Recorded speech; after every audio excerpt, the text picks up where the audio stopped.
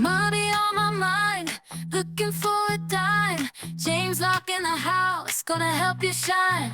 Welcome everyone, welcome to the Poole Locke YouTube channel. I am James Locke. Today we're going to answer some of the Ask James questions of the day. So this question is from Sherry. She says, I'm thinking of switching to bond funds from stock funds in my 401k. Is this a good idea? Sherry, well, as with most questions, things like this, the answer is yes and no, right?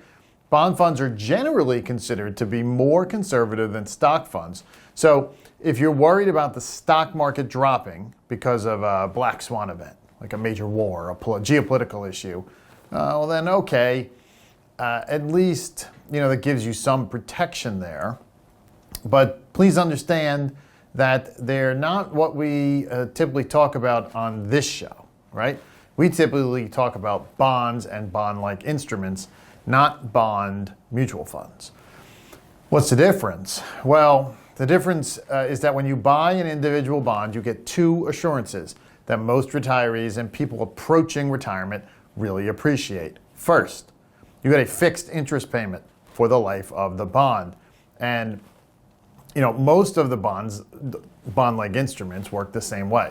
Second, when this instrument matures, you get the full face amount given back to you, as long as they haven't defaulted or gone bankrupt, right? That's the risk.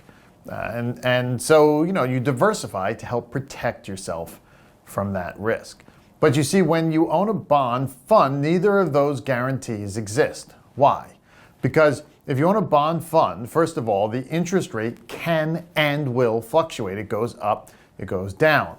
Also, bond funds don't have a maturity date at which they'll pay back the full face amount, which means they can go on and on forever, right? So you're talking about a lot more risk in a bond fund than you are in a portfolio of individual bonds. So this is where you've got to really be careful, Sherry, especially because if you do have a black swan event and it causes bonds to drop, it makes what would have been a paper loss on an individual bond portfolio, and it turns it into a real loss, potentially with bond funds. Next, what it also does is it means that the interest rates if they do come down, long-term rates come down, you're not locking in that long-term rate like you would with an individual bond and bond-like instruments. Here's something else. And it's particularly important for income-focused investors. When you're building a retirement income strategy, predictability is crucial. With individual bonds, you can create what we call a ladder, buying bonds that mature at different times. This gives you both regular income and the flexibility to reinvest at potentially higher rates as bonds mature. Now, bond funds don't offer this kind of precise planning capability. And Sherry, that is why if you were ever to study to become a financial advisor, the definition you would be forced to learn for a bond fund is it's the stock of a company that owns bonds. Again, it even sounds riskier. Now, I understand that in a 401k you might be limited to fund options. If that's the case, consider whether you can use a combination of shorter duration bond funds and other income-producing options available in your plan. Some 401ks offer what's called a stable value fund or guaranteed investment contracts that might better suit your income needs while providing more predictability than traditional bond funds. Sherry, thanks for that great question. If you have a question like Sherry, you can send it in to us. You can email your question to poollock@poollock.com. Let's get on to our second question here, and this is from Jacob. He says, I'm 3 years away from retirement. I have a 60-40 split in my portfolio, 60% stocks, 40% bonds. Now the 60%'s gone up to 70% stocks. It crept up a little bit over time. Is this okay? Well, again, just like the previous question, the answer is yes and no.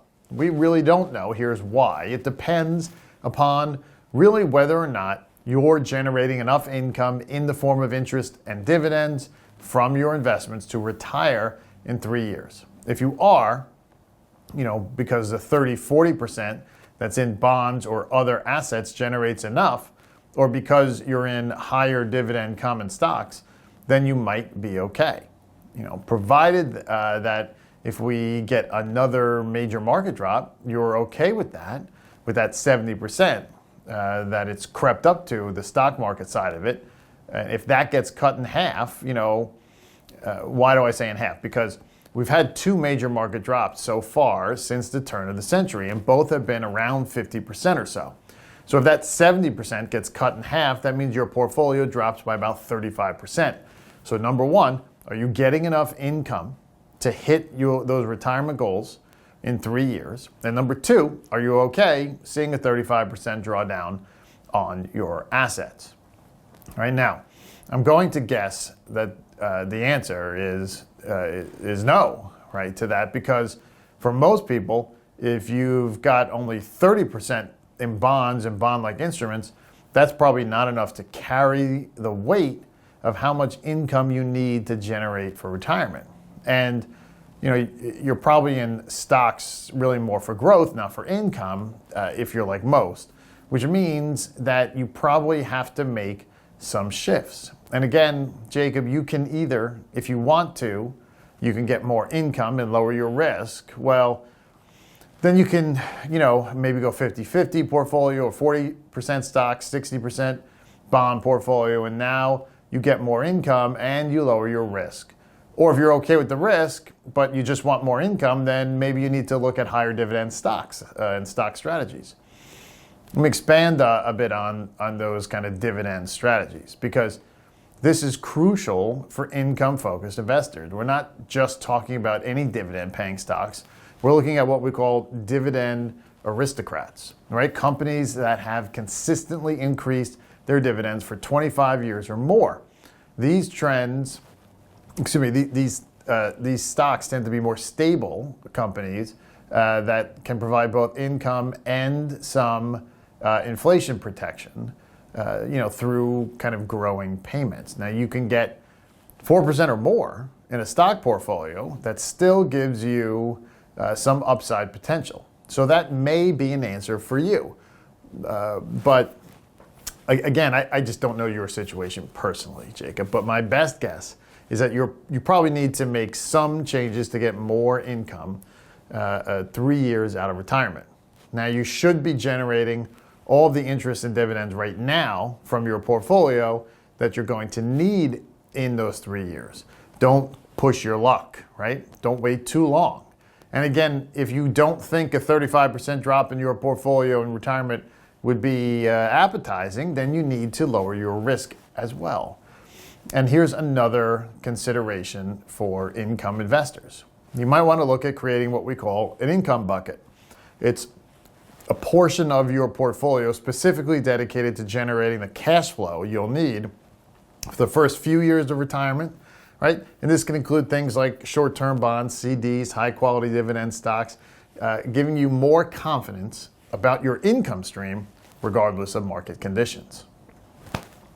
Hey, great questions today. If you would like to send in your question for us to answer, you can do so. You can email it to us at poolelock@poolelock.com.